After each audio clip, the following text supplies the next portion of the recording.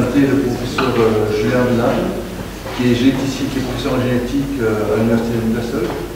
Et il va vous parler d'un phénomène très important pour les animaux, les végétaux, c'est l'usage alternatif.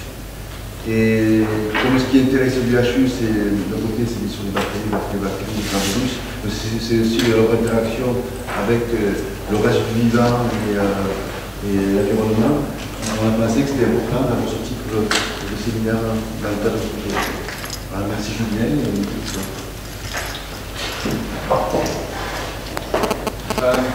Thank you very much to for inviting me. Can you all hear me? Very well. It's a good so I'm going to talk today about alternative splicing, which I think is a very important medical subject. And the subject of the talk is about what alternative splicing is important. And I'm going to bring in lots of different subjects along the way, such as stem cell differentiation, differentiation of organisms and tissues, avoidance of multiple different diseases, including aging cancer, poor aging disease, the importance of splicing for evolution also, and how I'm using in my lab alternative splicing. Evolution to tell us about what's important in the alternative splicing world. So how many people have heard of splicing and alternative splicing? Okay, so we're really in an interesting, this will be an interesting talk today. I'll introduce what splicing is and alternative splicing, and the RNA binding proteins that bind to RNA and control splicing. So we do talk about genes here, right? Okay. So what does anyone think a gene is? Can I have one answer from the audience? Someone put their hand up, say what a gene is.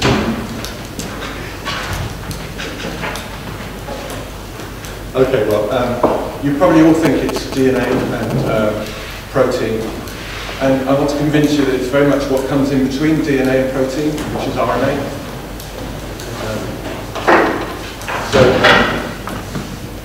Splicing is what happens when DNA is transcribed copied into RNA. And here you can see a copy of the RNA being made, and what happens almost immediately is that regions that are shown in orange here are spliced out and removed. And that's the process of splicing. And it's carried out by this large multi-protein component complex called the spliceosome, which has hundreds of different proteins that are made, that are there especially to excise these parts of the RNA.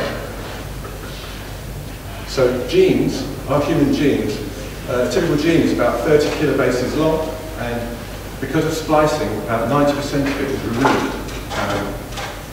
So there are about 9 regions, or on average, 8 regions of alternative splicing that are removed before the message is exported from the nucleus and translated by the 3-letter code. So I'm just going to briefly tell you how splicing works, and this is the kind of notation that you'll see throughout this talk, is that boxes are the regions of a gene that are left in the message after splicing, and in between we have a region of called an intron, which is depicted as a line or a space. So the boxes are the important part, the final part of the message. So the two-step mechanism of splicing happens because of recognition of these highly degenerate sequences. Really the most important parts are the GU at the end of the intron and the AG at the other end of the intron. And this little adenosine in this loose consensus attacks the 5' splice site. This breaks open the message, and the spliceosome holds the exons together so that the 5' exon can attack the 3' exon and join them together by this process of splicing. So that's the final product. And this happens 9 times on average in every gene to reduce the size from 30 kilobases down to 3 kilobases. An average protein of about 500 amino acids is encoded at the end of this process. And this intron ours is removed and degraded. So exons and introns is what I'm going to be talking about. Exons are the expressed sequences that are in the RNA.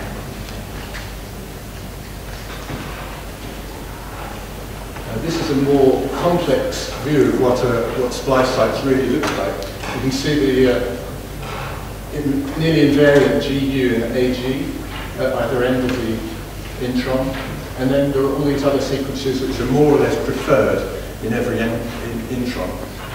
And if you have a mutation in any one of these introns, this is where the mental story comes in. What you find is that splicing goes wrong. And this can be as important as coding mutations that change the coding potential of proteins. So if splicing goes wrong, and you don't, a typical thing would you miss an exon in the final message, and that would cause a frame shift and could lead to genetic disease. And these are typical figures of the percentage of genetic disease cases that present in the clinic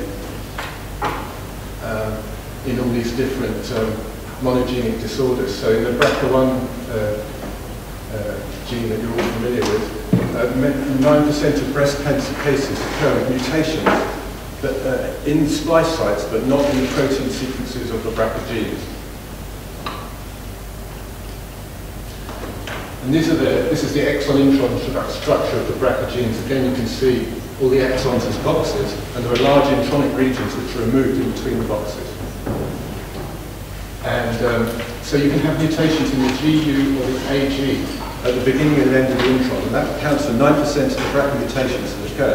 But there are also other, even more complicated forms of splicing mutation that occur, such as by these authors here, where there's a creation of a splice site. So there's a creation of a GU or an AG in a favourable context, which leads to splicing to that point in the RNA when it's made. And there's further other class of mutations which create or destroy binding sites for proteins on the RNA, often in the exons. So these are silent silent mutations, often that change the third codon, but change what the RNA looks like to the RNA binding proteins.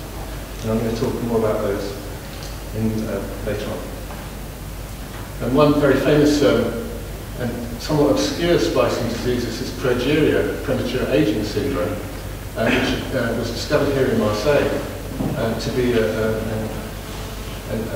mutation in exon 11 of the lamin gene, which causes removal of 150 nucleotides by creation of a splice site.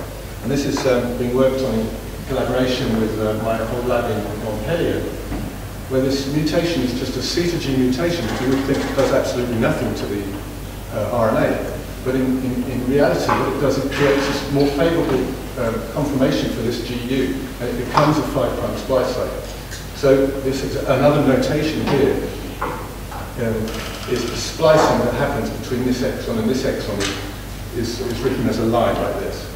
So this is the correct splice site that causes the correct lamin gene, the correct selection of exons and introns. If you have this mutation, which is in this very rare progeria syndrome, you get splicing occurring to here and a very deleterious protein made in this important key nuclear protein, nuclear envelope protein.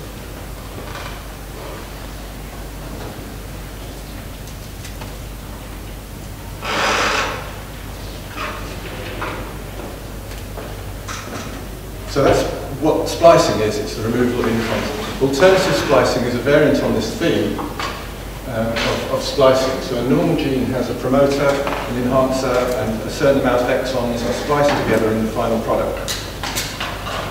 With alternative splicing, what can happen is that different exons are joined together. So the splicing machinery in this transcript here has missed this exon 2, and it's created a different transcript altogether. And it's thought that there are about 5 different alternative splice variants, important functional proteins made from every gene by this process of alternative splicing.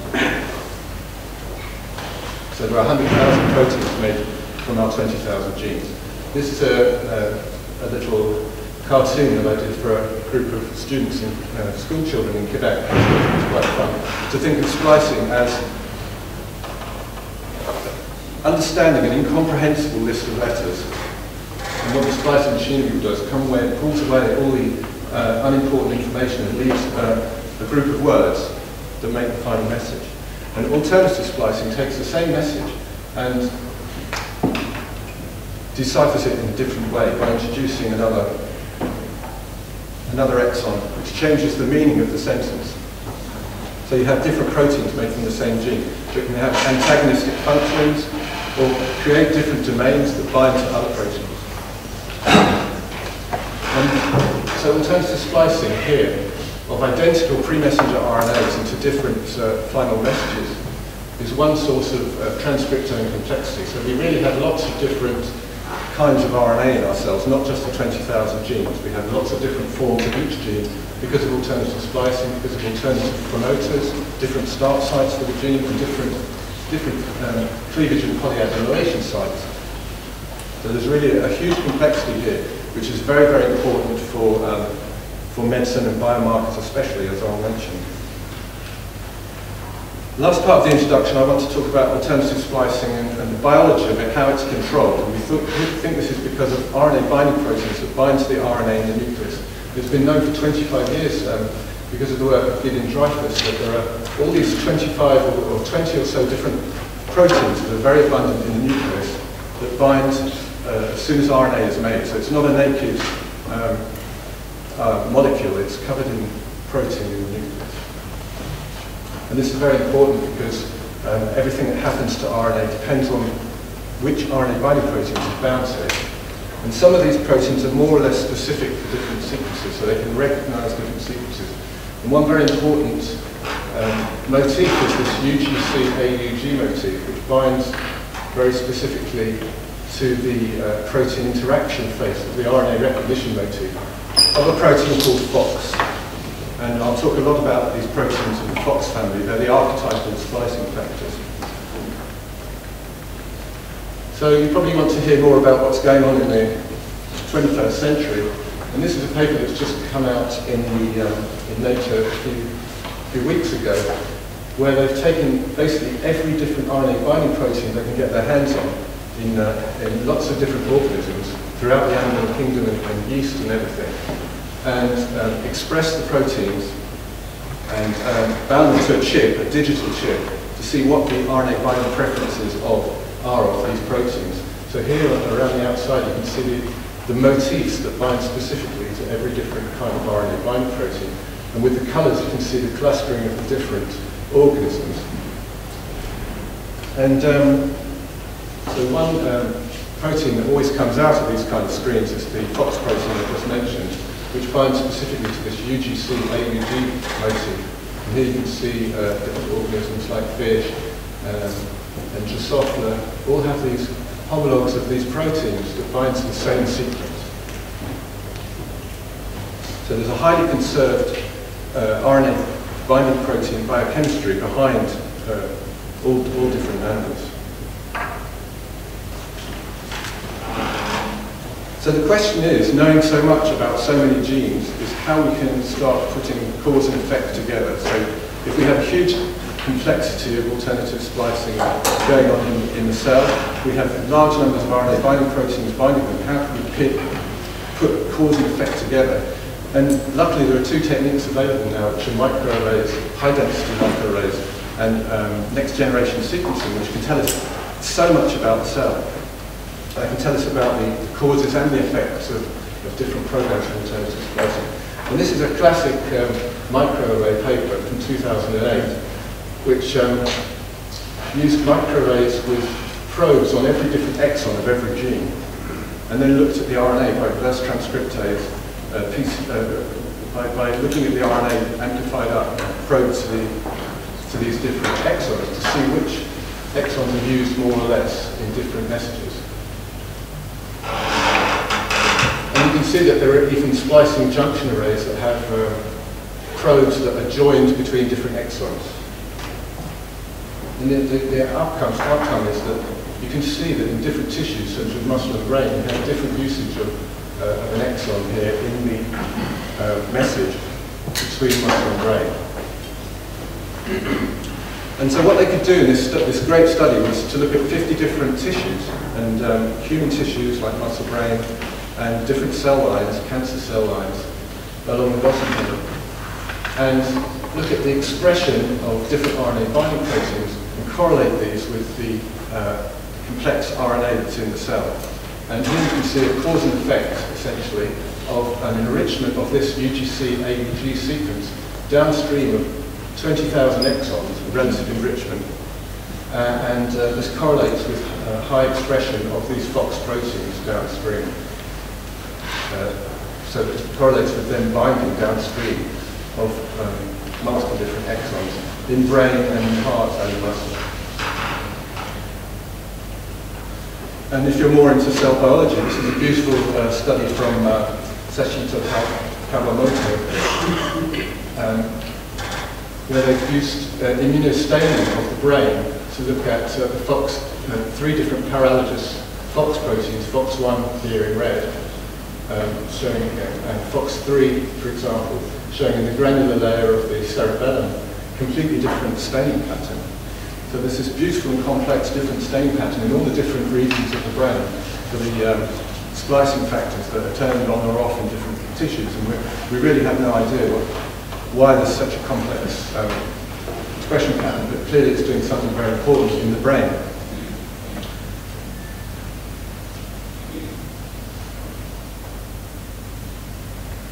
So to summarize the introduction, I just want to say that DNA does not tell us everything we need to know about genetics. There's really so many more possibilities in what comes after DNA. DNA is like the music, it's like the sheet music, and RNA is the performance. If you can follow that analogy, there's so many possibilities for a bad or a good performance, irrespective of what the music is that's put in front of the musician.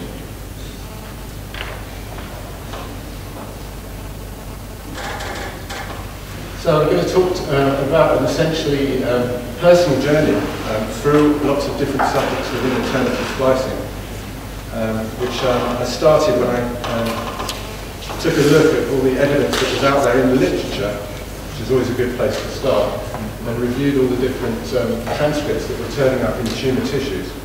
And there were many examples of mutations occurring in tumour suppressor genes, as I mentioned, and this is what I call aberrant splicing. And then you have alternative splicing, where in all these genes, you see different transcripts occurring in these genes in tumour tissues, without there being a mutation in those genes.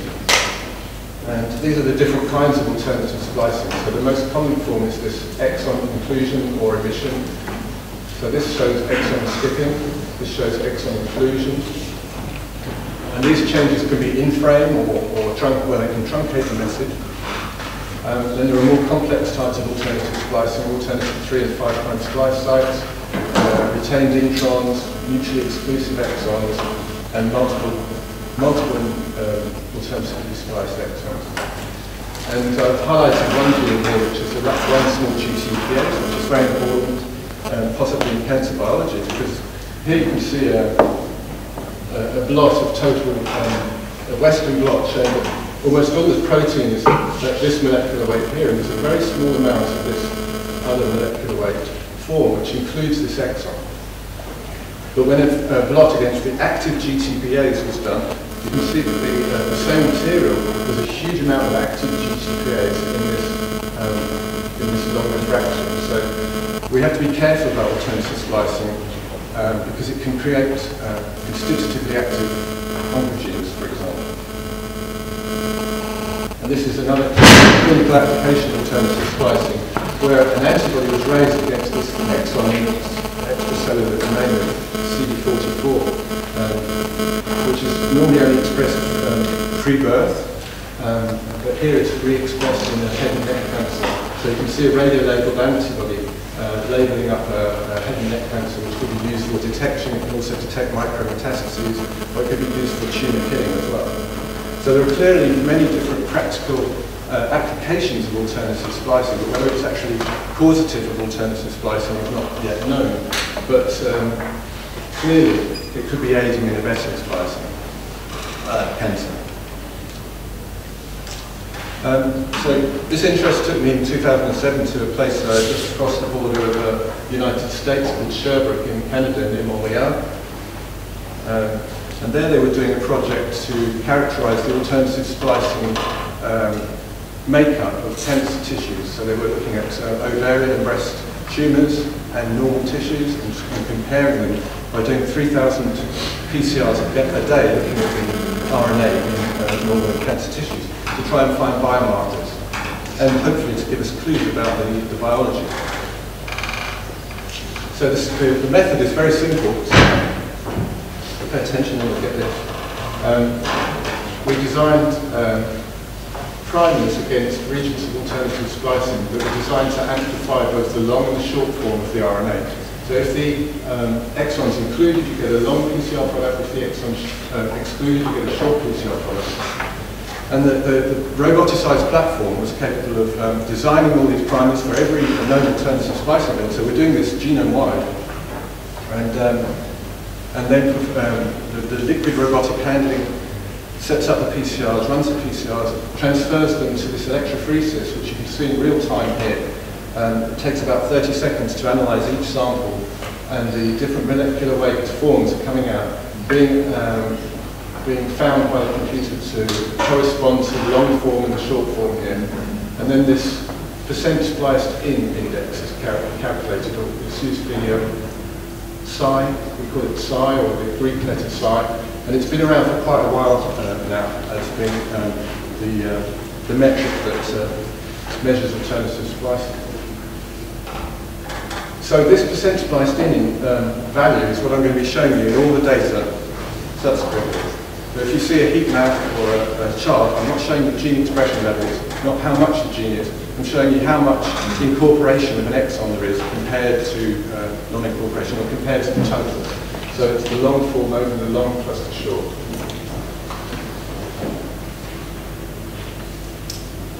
So we were looking at, we looked at about 25 different ovarian tumours and 25 different normal ovary samples. And we found here 37 biomarkers, whereby if you do one PCR, you can tell whether it's a tumour or a normal sample. So these are the percent spliced in values on this, on the y-axis.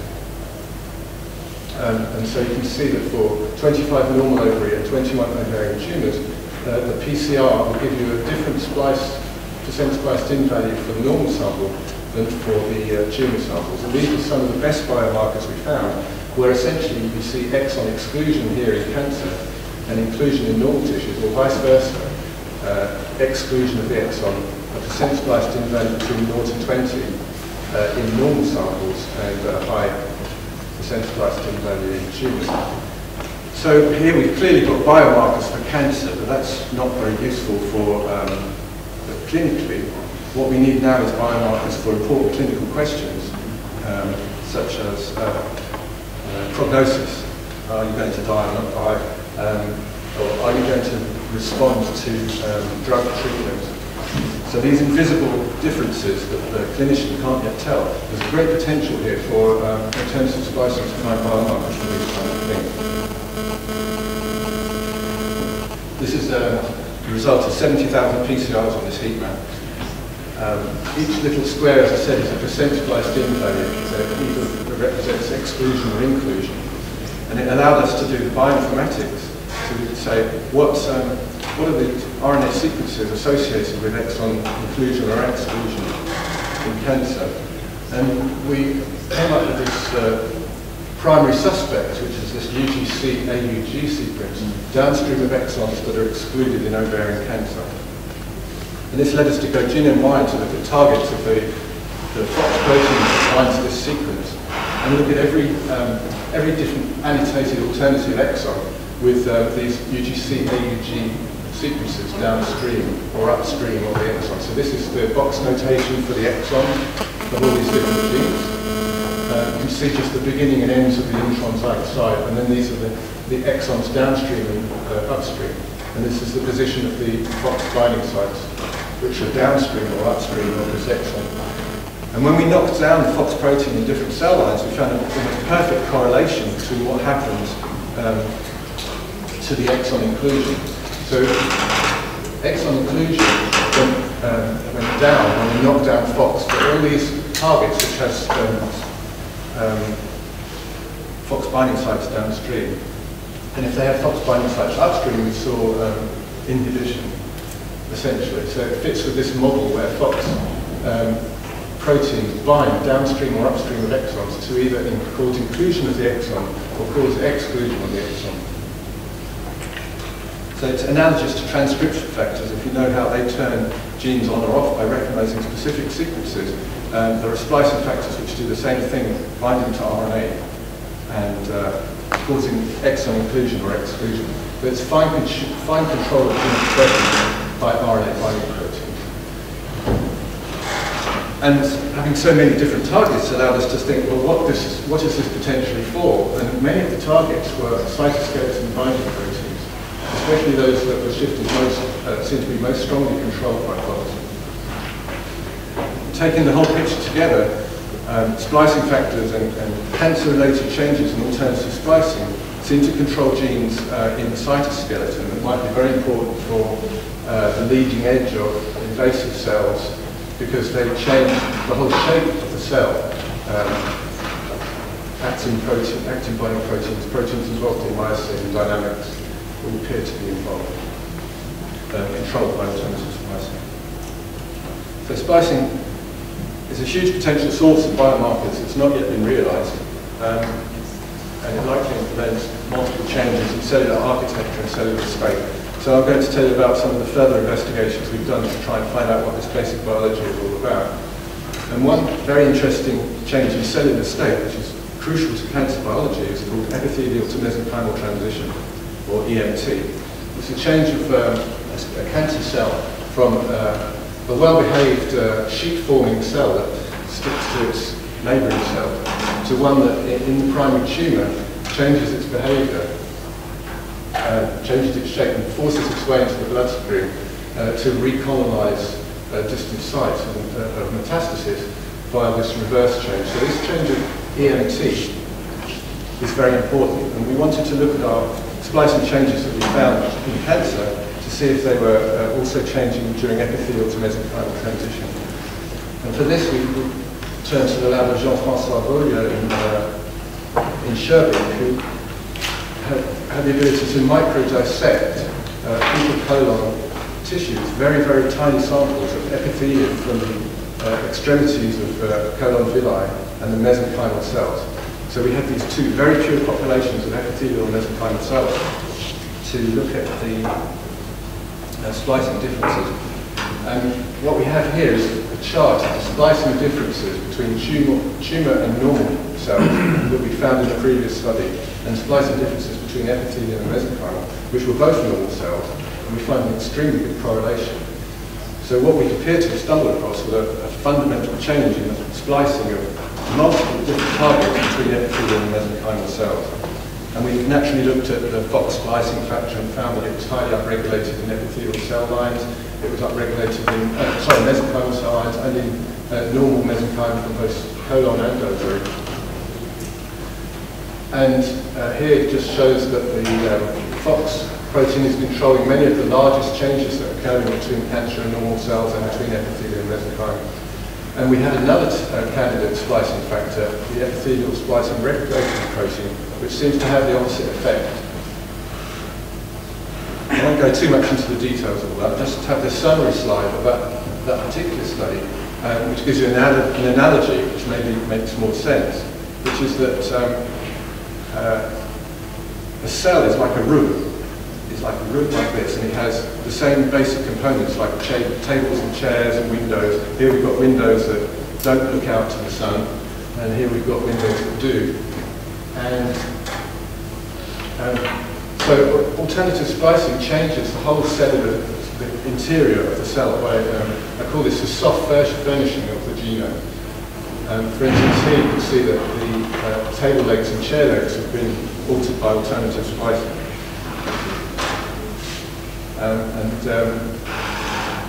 You might not think that it was important whether or not you have exons removed or included in the genes, but everything has to fit. So if you can imagine, if you have a short chair leg here or a long chair leg here, it's not going to fit with the rest of the room.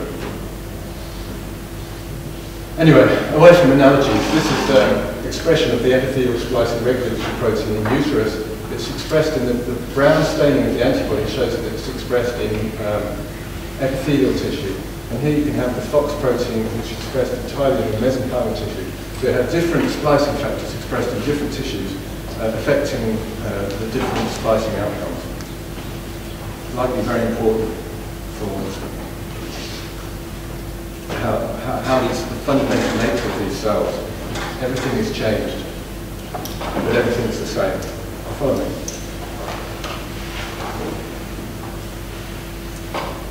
The third results section I want to talk about is work where we, when I moved to Montpellier about 4 years ago now, we wanted to find an in vitro system where we could study changes in alternative splicing occurring in front of our very eyes.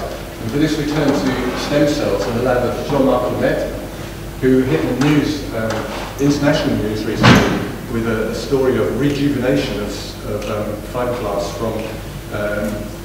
from aged and senescent cells. So they essentially, and this is Laura who's done a lot of work I'm going to show you in his lab, take fibroblasts from aging individuals, senescent fibroblasts, and reprogram them into induced pluripotent stem cells, which are essentially indistinguishable from embryonic stem cells.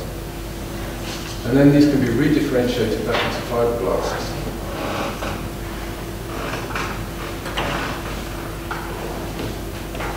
So we decided to study these changes in stem cells, the induction of stem cells and the redifferentiation back into fibroblasts, by looking at 300 alternative splicing events on the Sherbrooke PCR platform.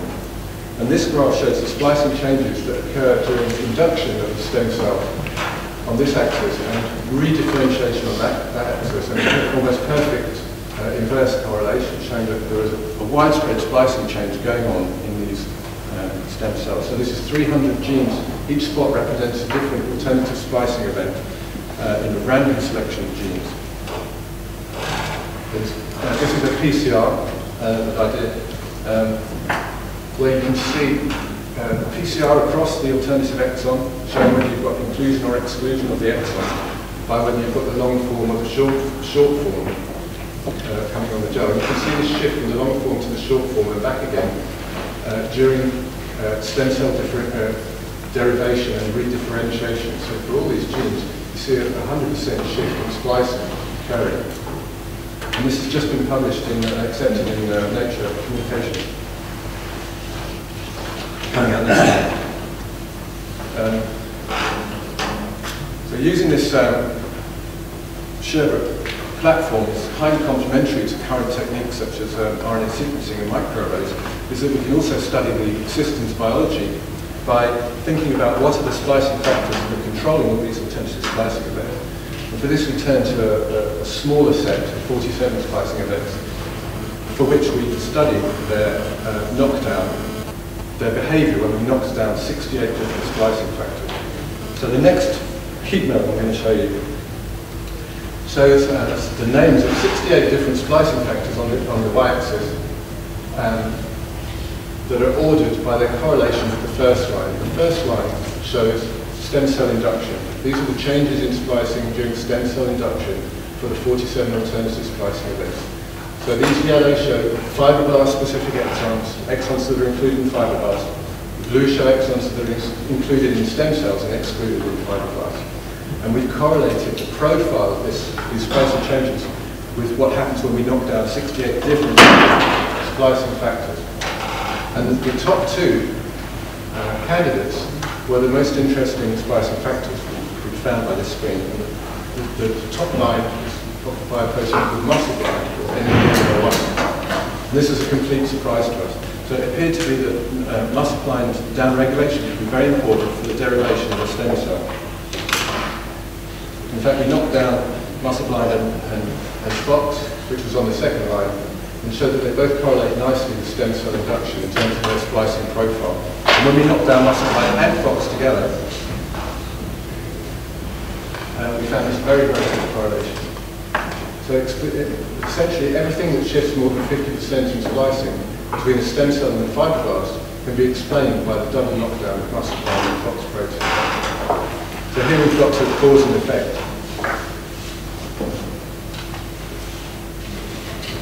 How am I doing for time? I feel we've got to have a little rest.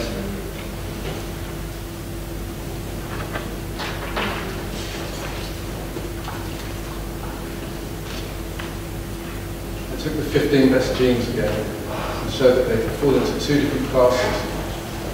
When we knock down muscle-bound and FOX proteins, as shown by qPCR up here, they essentially fall into two different classes. Those that change in lanes 2 and 4 are the FOX targets, and those that are targeting the muscle-bound protein change in lanes 3 and 4. The change in their splicing, their targets. The complementary action of these two proteins seems to be what occurs during stem cell production. So we wanted to know what was happening to these proteins and these splicing targets during the redifferentiation process. So redifferentiation of a stem cell into a fibroblast takes about 5 weeks. And here you can see that the FOX protein is induced very quickly during the 5-week process. And the muscle-blind protein appears to come on much later, around 3 weeks. And consistent with this, you see a gradual change in splicing of the FOX target, whereas the muscle-blind targets change very, very sharply between 2 and 3 weeks. So here you can see that we have one splice form up until 2 weeks of differentiation, and it shifts to the other splice forms during that 3rd week of differentiation, which is when cells are considered to become mesodermal. When we knock down these splicing factors around this 2-week time point, we found that we have inhibition of the redifferentiation into the fibroblasts, which have these stress fibers normally, and the cells were much smaller and failed to have this differentiation when we knocked down the splicing factors.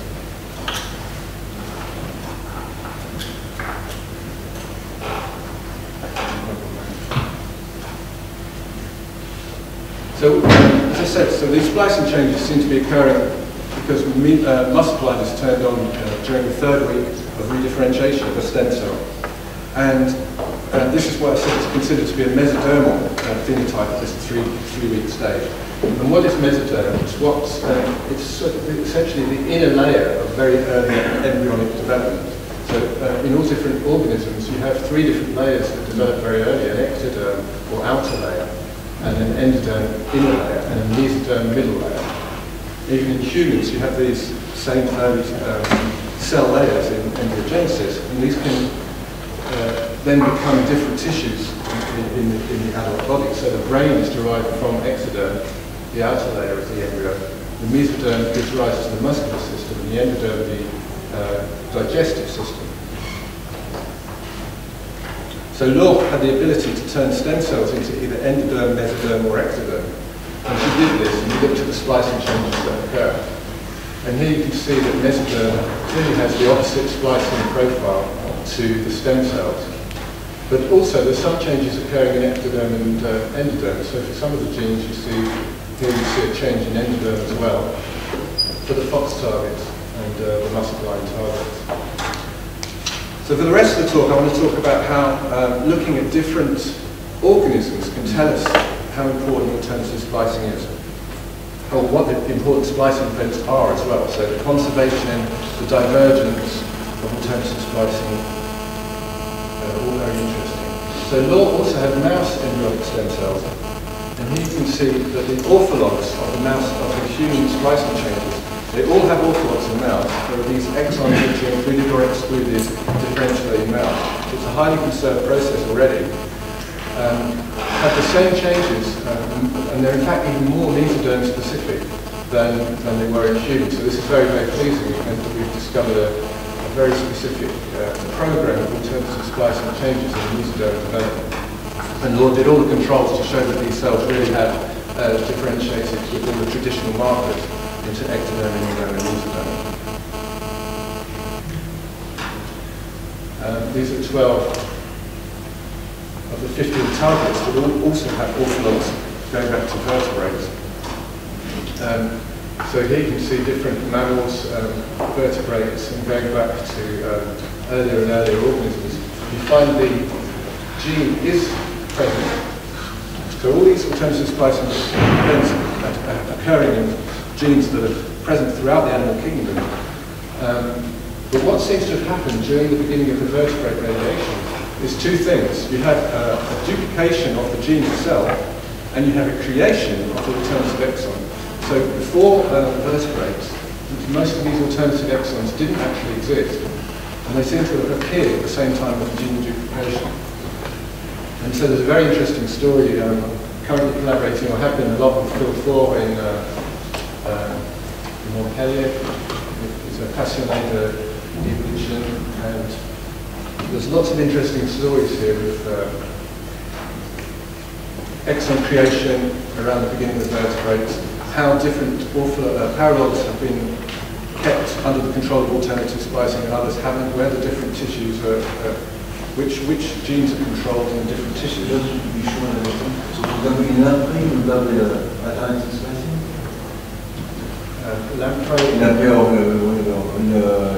There's no alternative splicing because the exon hasn't even appeared yet. In this case? In these particular cases, which but for other cases, you have splicing. For other genes? For other genes, it's altogether possible. I mean, we've looked into, we haven't looked directly in lamprey because I've never been able to get hold of any, but we've looked in earlier organisms. For example, discount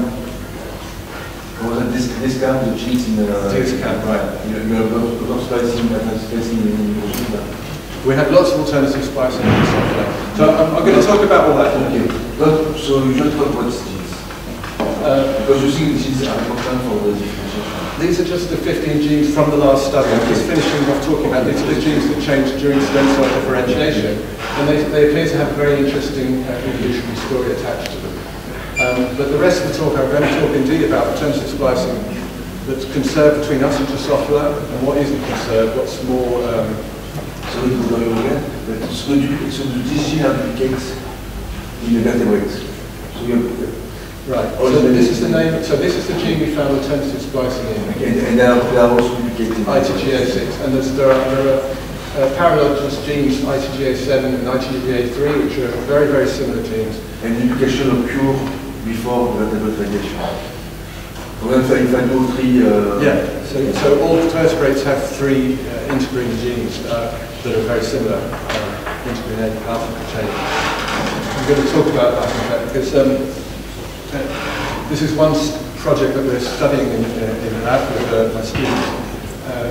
Is looking at the splicing that occurs in the C-terminus of the alpha subunit of integrin. So this is a typical integrin dimer.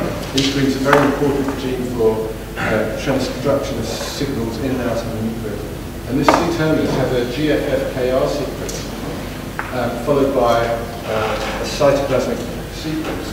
And if we look at the alternative splicing of the integrin gene, it occurs in this cytoplasmic sequence. In the second to last exon, you see the GFFKR sequence, followed by 36 amino acids. This is what we see in fibroblasts, but in stem cells, this exon is completely excluded. And what's amazing is that the exon that's left behind encodes for the same 5 amino acids of the N-terminus of this exon, and then a completely different sequence downstream. So you've got 2 forms of this gene expressed in one gene. It's like you've got 2 genes in one. And this is even more obvious when you start looking at the paralogs and orthologs, because what Phil did here was he clustered the peptide sequence of these 2 different C-termini in different paralogs in the integrin 3, 6, and 7 genes, and in different organisms. So from humans, Homo sapiens down to Danio zebrafish, you can see that irrespective of the species, the orthologs are clustered together in their different exons, and irrespective of whether they're different paralogs, it's the same. We've got 2. They're more fundamentally 2 different splice forms made by alternative splicing than they are different genes or different species. So it's a really very ancient process that must have a very important function, and nobody knows what these 2 different forms are for or what they bind, and that's one thing we're looking into. Another investigation we did was to take a blind survey kind of approach to look at how conserved alternative splicing regulation is by starting with a list of 1,000 genes here and just looking in 3 different tissues. We found these brain-specific exons. Looked at the orthologs in mouse, so 90 of these genes have clearly orthologous exons that we could look in human rather. We started in mouse. And in 6 different human tissues we find that there's also a brain-specific splicing signature for these genes. So we combine these 2 sets of data, and you can see that the clustering gives you a brain-specific splicing signature of about 15 targets, and also a heart muscle-specific splicing signature. But the brain-specific splicing signature is irrespective of sequence. So So Alicia in the lab took these 15 genes and designed primers for the zebrafish to look at the splicing of changes in zebrafish. And here you can see zebrafish also has brain-specific splicing of these genes. Here you can see brain-specific inclusion or brain-specific exclusion of genes, many of which are also involved in the cytoskeleton. So 4 of these genes are microtubule-related proteins, including this EML4, which is called echinoderm microtubule-like protein. And we've focused our studies a bit on this. And the advantage of having a vertebrate conserved alternative splicing program is that you can look in the model organisms like zebrafish and start to hopefully understand what the biology is behind this alternative splicing. This is the zebrafish development cascade after fertilization, and this is just 24 hours of development in zebrafish. If you're not familiar, it's amazing that you have an almost completely fully formed fish after 24 hours after fertilization. It goes through all these stages. So Alicia looked at the splicing and found that between 4 and 11 hours she'd see a complete shift in splicing of the EML4 gene, and narrowed it down in fact to between 8 and 10 hours, which is this epipoly or late gastrulation stage. So it's doing something very fundamental, or at least it correlates with something very fundamental going on in embryogenesis, this change in splicing. This is the staining of EML4 showing how it stains the cytoskeleton, the microtubules, the same as a standard marker tubulin. And zebrafish is a very useful experimental model because you can actually shift splicing by injecting morpholino oligos into eggs that correspond to 5' splice site sequences. So here we've got a complementary sequence to the line part of this diagram, so to the exon, to the intron, which will stop incorporation of the exon that normally occurs during the first 24 hours of development. So this oligo also has the effect of stunting the tail development. So this is the brain-specific form, which is left alone, but the form that's expressed in muscle and non-brain tissue has been impeded from appearing by this oligo. And we're going to look further into the controls to check and see if this is a genuine definitive effect. The last results section I want to tell you about a previous study we did using the same kind of approach to survey a set of alternative splicing events and see how far we could take the evolution. So we've seen here we've got a vertebrate conserved alternative splicing program. Well, we were interested to see if we could push this further back in time and maybe see alternative splicing in echinoderms, which are very closely related to us, things like the common edible sea urchin. And in response to your question, yes, there's lots of alternative splicing in Drosophila, and these are wild and wonderful things we completely can't recognise in humans. The D-scan gene indeed has about 30,000 alternative splicing variants, and this is the cadherin gene, which has alternative splicing at 3 different places. There's wild and wonderful alternative splicing control in flies and other organisms. It doesn't seem to be the same alternative splicing as we have in humans. Although, in RNA binding proteins, as I showed you, have very conserved RNA binding targets. So we wanted to focus on the deuterostome side of the evolutionary tree.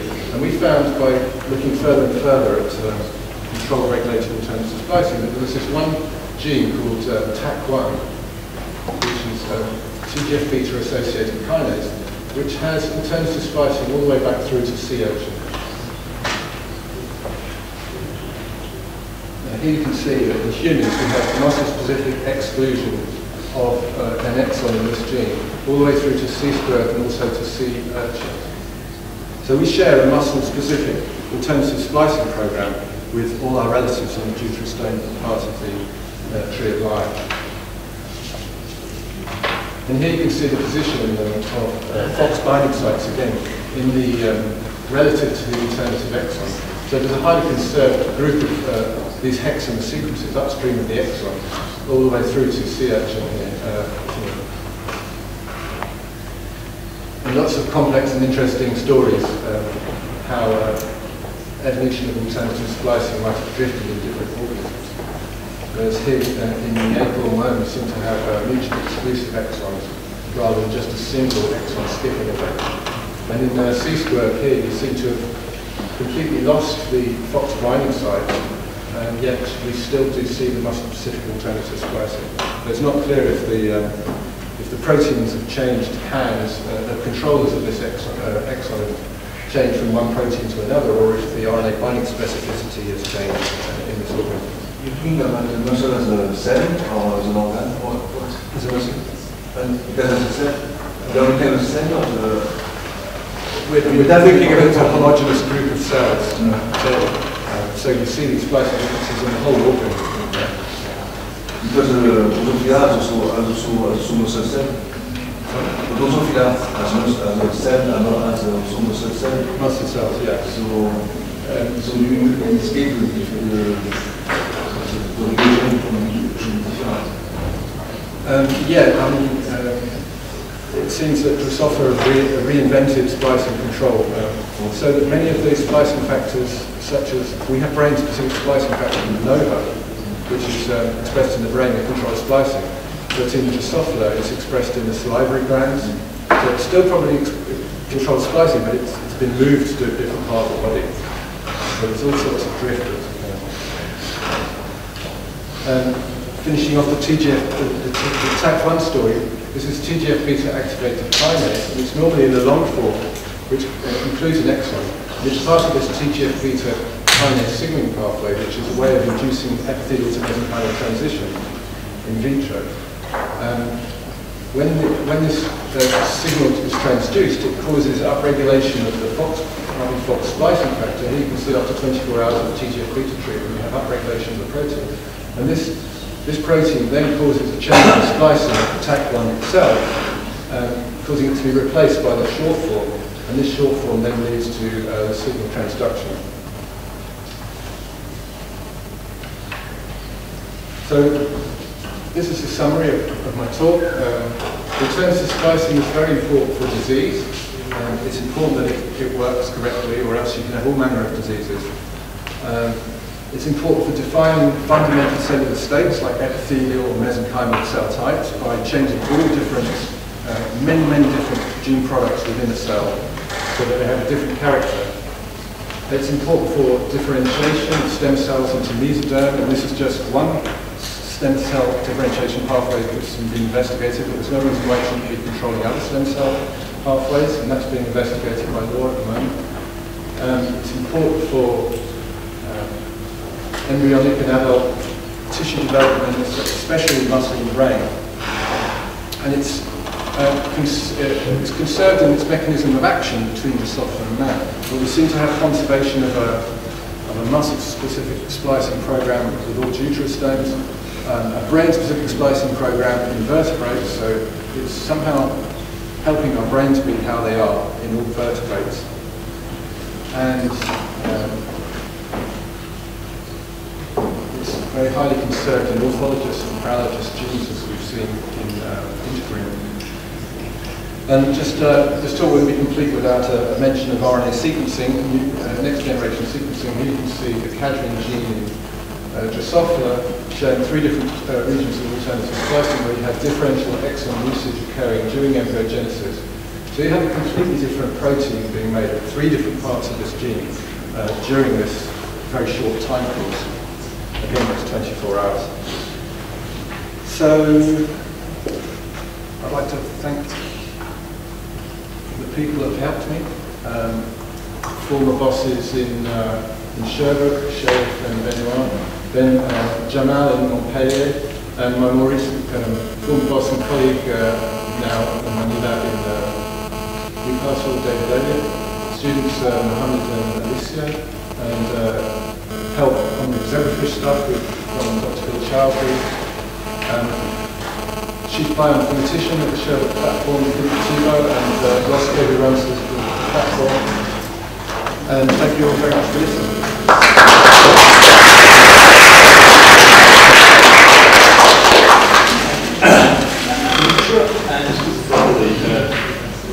In adjunctive splicing during cancer.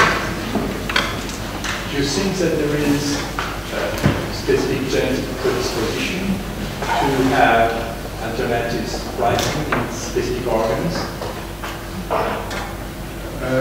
There's all sorts of parallels to be made with traditional oncogenes. I don't think anyone really knows why breast cancer, BRCA1, gives you breast and ovary cancer, specifically targets those genes. It may be more limiting in one place or another. So there are diseases of splicing that occur in the retinitis pigmentosa. For instance, in the basic splicing machinery, it's not obvious why that is first felt in. So genetic predisposition is also genes. It's not natural, but one of the things is I'm asking these for purpose, which is very for specific purpose, which is very bizarre. Is that the breast cancer is much lower in women who have had several pregnancies, and one of the hypotheses is that there is stem cell from the fetus in the breast.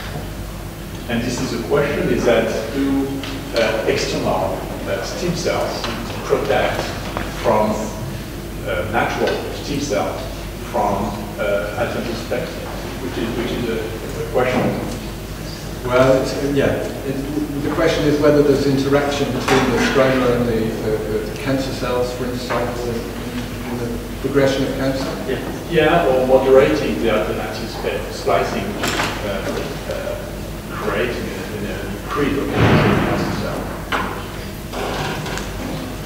I haven't got the answers to all these questions right now. But there is a link in a woman with 6 children get much less breast cancer, and they get plenty of stem cell manufacturers in the breast.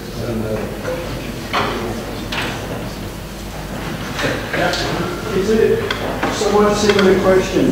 Is I'd like to know at the molecular level exactly how is alternative splicing programmed to happen at a certain type in a certain tissue on a certain protein and on a certain gene, and often there are more than one splicing site in one gene. How does it target one particular? There's all these RNA binding proteins that bind to RNA as soon as it's made, and by having more or less of the different components in different cell types. So that is a question of second hand. Second hand. Well, who is doing what? When you have differentiation between tissues, what is the trigger factor that will actually? Is this the expression of some factors that will then create defects on some proteins? Sure. Yeah, you have RNA binding proteins being turned on or off at specific times in development, or at the wrong time when diseases occur, which can change the splicing outcome. And these are programmed. It's all binding to RNA. But that's just part of the story these days. It's much more complicated. So splicing is happening, as I showed in the first slide, at the same time as transcription is happening. So you can think of this all as one big factory for making RNA. The transcription and the splicing are happening together, and how fast the transcription occurs can affect whether exons are picked up or not. It's called the speed bump model. And then there's interactions between the chromatin and the RNA binding and back again that are still being uncovered now, so it's getting so much more complicated. And then why is this happening only with eukaryotes, not elsewhere? Eukaryotes have introns and exons. Well, how come that viruses? Why is this thing not being transferred to bacteria? Well, you need to look the presentation from a gene to get admin therapy. If there's a general benefit for having a regulation of that sort. Well, I think splicing makes it much more difficult for viruses because they can't just copy a gene because the expression of the gene goes down. If you don't have introns, the cell sort of recognizes it as alien and it doesn't get out the nucleus in general. So it goes back a long way. I think splicing is important for metazoa, for interaction between the cell itself. But we have some alternative splicing in yeast as well, and the paper just came out showing that we have 4 exons in common in yeast. You do have different stages of development in yeast. Mating and sporulation. Under